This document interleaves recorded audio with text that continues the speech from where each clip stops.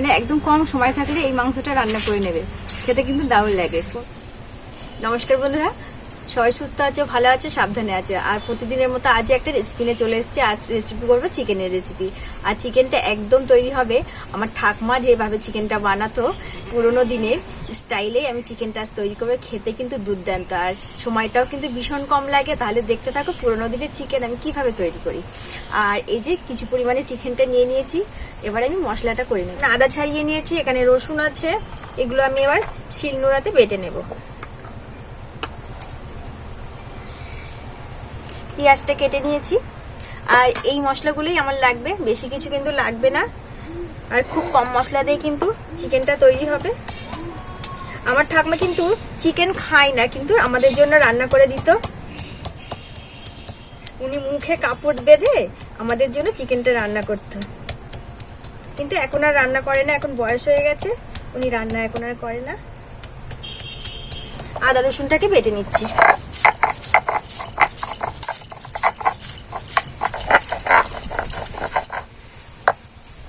বন্ধুরা, মশলাটা পুরো বেটে নিয়েছি, এবার আমি তুলে নেব।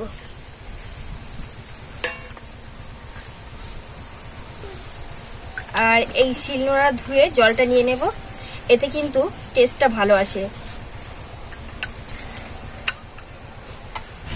বন্ধুরা, মাংসটা নিয়ে নেব।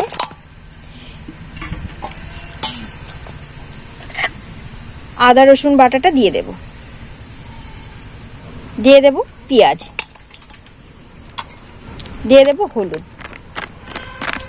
দিয়ে দেব লঙ্কা, লবণ, একটু তেল, খুব ভালো করে মিশিয়ে নেব। আর মিশিয়ে এটা 10 মিনিট একটু রেখে দেব। বন্ধুরা, চিকেনটা এদিকে ম্যারিনেট করে রেখে দিয়েছি, আর এবার আমি মাংসের জন্য আলুটা ভেজে নেব।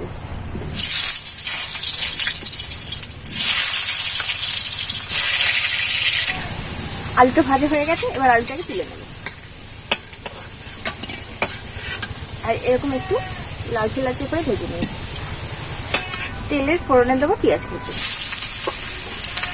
শুধু পেঁয়াজ কুচি দেবো, আর কিচ্ছু দেবো না। একদম অল্প উপকরণে মাংসটা রান্না হবে, মানে 5 মিনিট হাতে সময় থাকলে কিন্তু এই মাংসটা রান্না করা যায়, এত অল্প উপকরণ দিয়ে, ভীষণ অল্প উপকরণ দিয়ে মাংসটা তৈরি হয়ে যায়। এবার আমি ভেজে নেবো পেঁয়াজটাকে। পেঁয়াজটা ভাজা ভাজা হয়ে গেছে, এবার আমি ম্যারিনেট করা মাংসটা দিয়ে দেবো।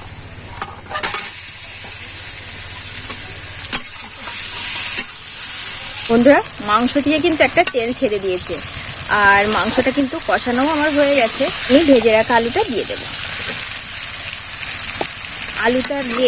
আলুটা দিয়ে আরেকটু ভালো করে নেড়ে চেড়ে নেব।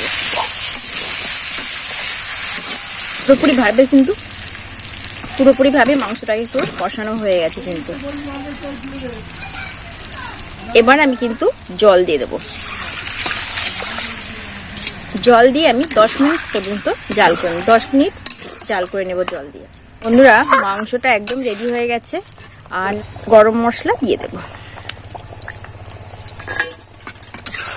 এবার নেড়ে ছেড়ে মাংসটাকে নামিয়ে নেব।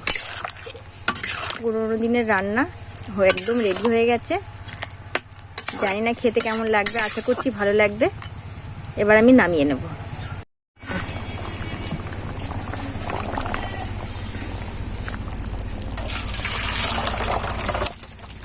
বন্ধুরা, পুরোপুরি চিকেনটা রেডি হয়ে গেছে, কিন্তু খুব সুন্দর হয়েছে, কালারটা খুব ভালো এসেছে, আর রান্নাটাও রেডি হয়ে গেছে।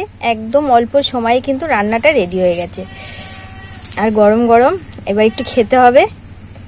বন্ধুরা, এবার একটু টেস্ট করব মাংসটাকে, পুরোনো দিনের রান্না।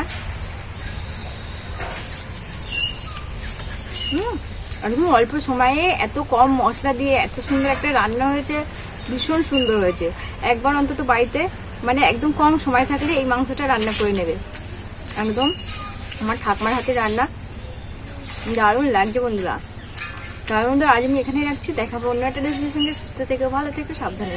আর যারা এখনো সাবস্ক্রাইব করেন, প্লিজ সাবস্ক্রাইব করে পাশে থেকো।